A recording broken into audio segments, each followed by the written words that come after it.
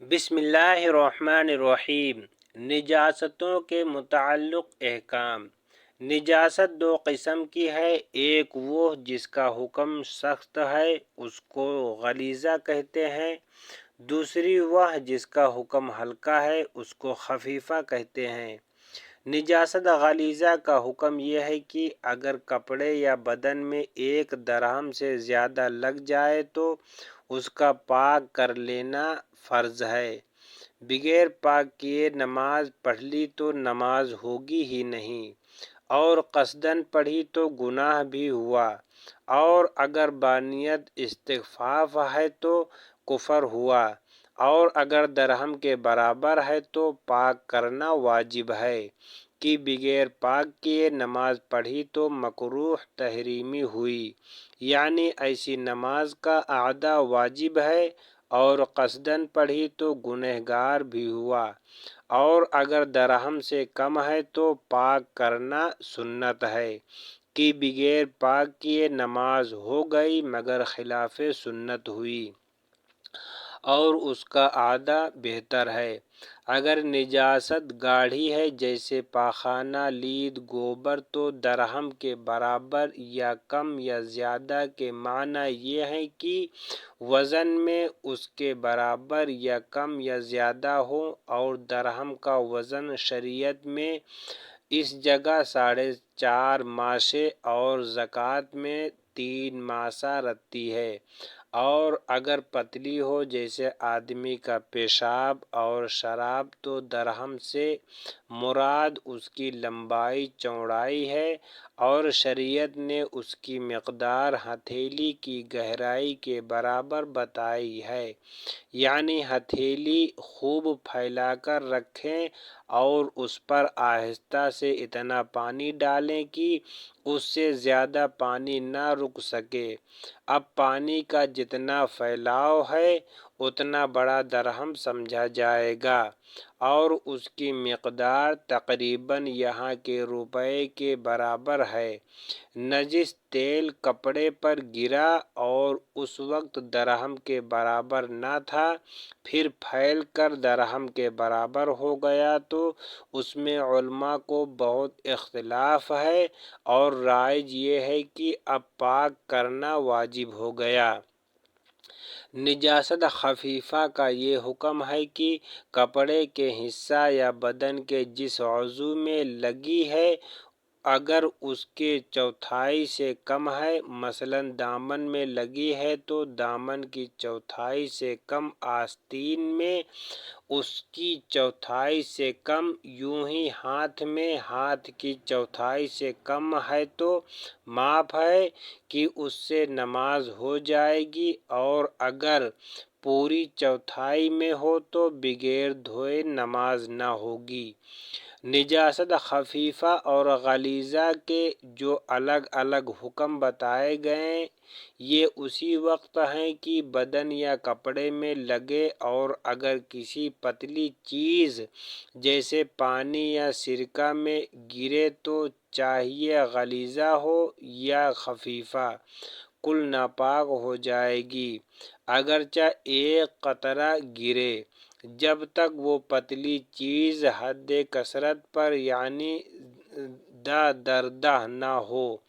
انسان کے بدن سے جو ایسی چیز نکلے کہ اس سے غسل یا وضو واجب ہو وہ نجاست غلیظہ ہے، جیسے پاخانہ، پیشاب، بہتا خون، پیپ، منہ برقع، حیض و نفاس و استحاضہ کا خون، منی، مذی، ودی، شہید فقیہ کا خون جب تک اس کے بدن سے جدا نہ ہو پاک ہے۔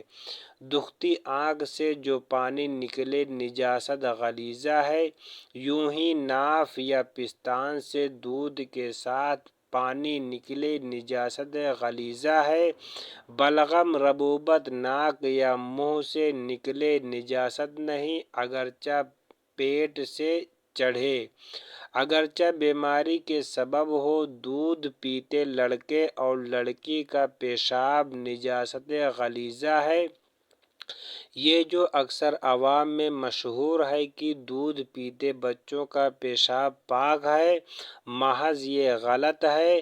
شیر خوار بچے نے دودھ ڈال دیا، اگر منہ بھر ہے، نجاست غلیظہ ہے۔ خشکی کے ہر جانور کا بہتا خون، مردار کا گوشت اور چربی، یعنی وہ جانور جس میں بہتا ہوا خون ہوتا ہے، اگر بغیر ذبح شرعی کے مر جائے، مردار ہے۔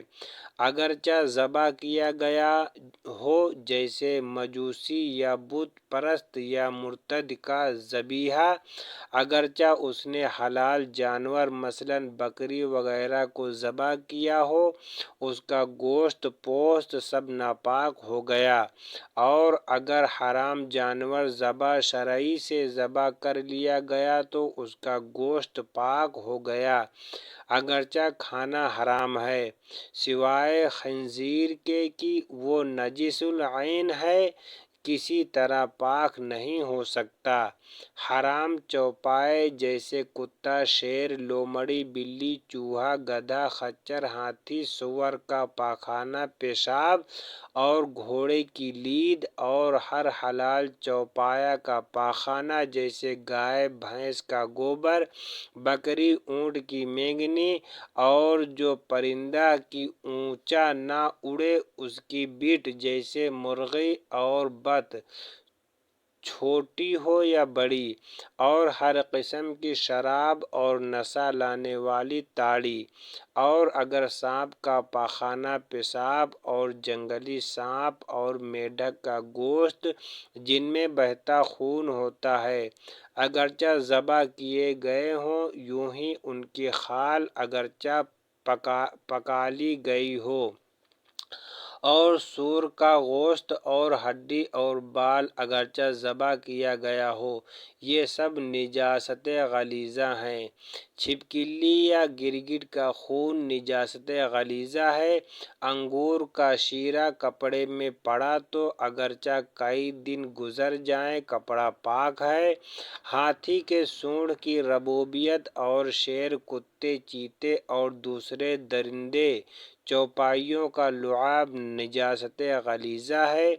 جن جانوروں کا گوشت حلال ہے جیسے گائے، بیل، بھینس، بکری، اونٹ وغیرہ، ہاں ان کا پیشاب نیز گھوڑے کا پیشاب، اور جس پرندے کا گوشت حرام ہے، خواہ شکاری ہو یا نہیں، جیسے کوا، چیل، سکرا باز، اس کی بیٹ نجاست خفیفہ ہے۔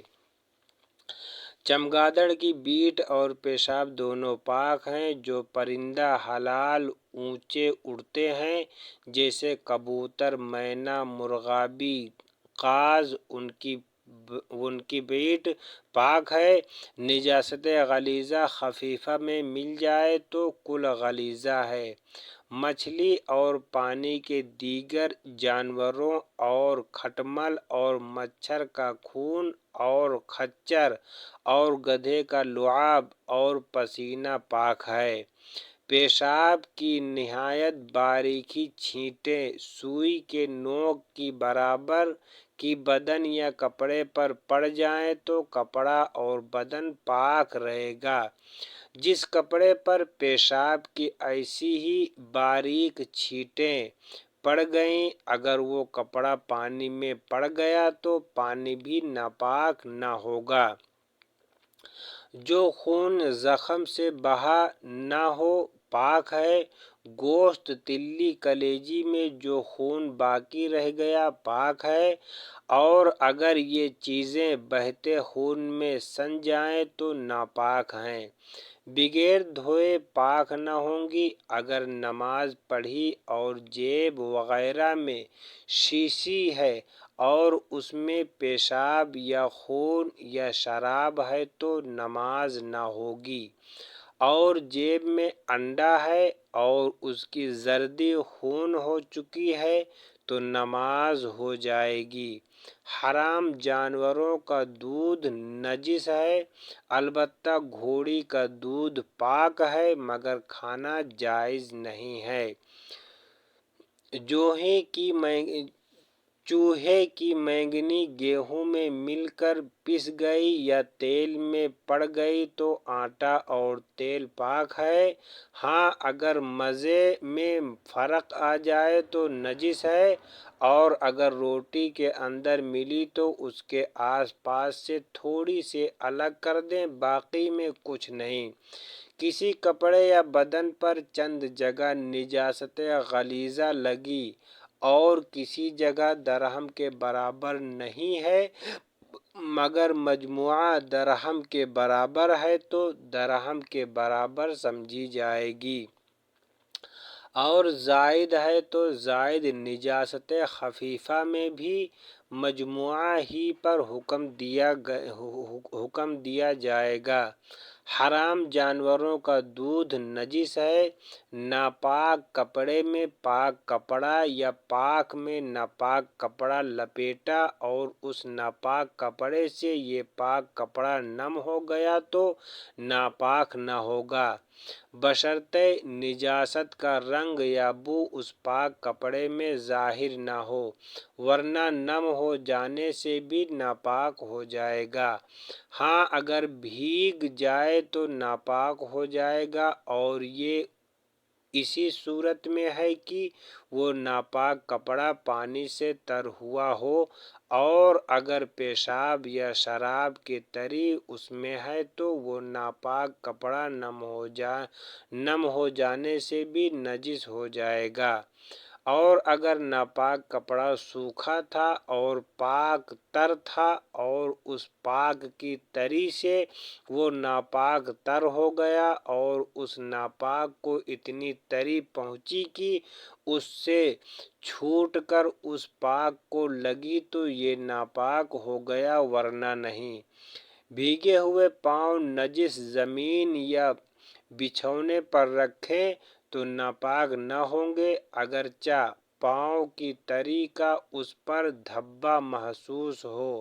ہاں، اگر اس زمین یا بچھونے کو اتنی تری پہنچی کہ اس کی تری پاؤں کو لگی تو پاؤں نجس ہو جائے گا۔ روئی کا کپڑا ادھیڑا گیا اور اس کے اندر چوہا سوکھا ہوا ملا تو اگر اس میں سوراخ ہے تو 3 دن 3 راتوں کی نمازوں کا اعادہ کر لیں، اور سوراخ نہ ہو تو جتنی نمازیں اس سے پڑھی ہیں سب کا اعادہ کریں۔ جس جگہ کو گوبر سے لیسا اور وہ سوکھ گئی، بھیگا کپڑا اس پر رکھنے سے نجس نہ ہوگا، جب تک کپڑے کی تری اسے اتنی نہ پہنچے کہ اس سے چھوٹ کر کپڑے کو لگے۔ نجس کپڑا پہن کر یا نجس بچھونے پر سویا اور پسینہ آیا، اگر پسینہ سے وہ ناپاک جگہ بھیگ گئی پھر اس سے بدن تر ہو گیا تو ناپاک ہو گیا، ورنہ نہیں۔ ناپاک چیز کا دھواں کپڑے یا بدن کو لگے تو ناپاک نہیں، یوں ہی ناپاک چیز کے جلانے سے جو بخارات اڑیں ان سے بھی نجس نہ ہوگا، اگرچہ ان سے پورا کپڑا بھیگ جائے۔ ہاں، اگر نجاست کا اثر اس میں ظاہر ہو تو نجس ہو جائے گا۔ ابلے کا دھواں روٹی میں لگا تو روٹی ناپاک نہ ہوئی، پاخانہ پر سے مکھیاں اڑ کر کپڑے پر بیٹھیں، کپڑا نجس نہ ہوگا۔ راستہ کی کیچڑ پاک ہے جب تک اس کا نجس ہونا معلوم نہ ہو، جو اگر پاؤں یا کپڑے میں لگی اور بے دھوئے نماز پڑھ لی ہو گئی مگر دھو لینا بہتر ہے۔ سڑک پر پانی چھڑکا جا رہا تھا، زمین سے چھینٹیں اڑ کر کپڑے پر پڑیں، کپڑا نجس نہ ہوا مگر دھو لینا بہتر ہے۔ بعد پاخانہ پیشاب کے ڈھیلوں سے استنجا کر لیا، پھر اس جگہ سے پسینہ نکل کر کپڑے یا بدن میں لگا تو بدن اور کپڑے ناپاک نہ ہوں گے۔ کتا بدن یا کپڑے سے چھو جائے تو اگرچہ اس کا جسم تر ہو بدن اور کپڑا پاک ہے، ہاں اگر اس کے بدن پر نجاست لگی ہو تو اور بات ہے، یا اس کا لعاب لگے تو ناپاک کر دے گا۔ کتے وغیرہ کسی ایسے جانور نے جس کا لعاب ناپاک ہے آٹے میں منہ ڈالا تو اگر آٹا گوندھا ہوا تھا تو جہاں اس کا منہ پڑا اس کو علیحدہ کر دیں، باقی پاک ہے، اور سوکھا تھا تو جتنا تر ہو گیا وہ پھینک دیں۔ عورت کے پیشاب کے مقام سے جو ربوبیت نکلے پاک ہے، کپڑے یا بدن میں لگے تو دھونا کچھ ضروری نہیں، ہاں دھونا بہتر ہے۔ اللہ تبارک و تعالی ہمیں گناہوں سے بچنے کی اور نیک باتوں پر عمل کرنے کی توفیق عطا فرمائے، آمین۔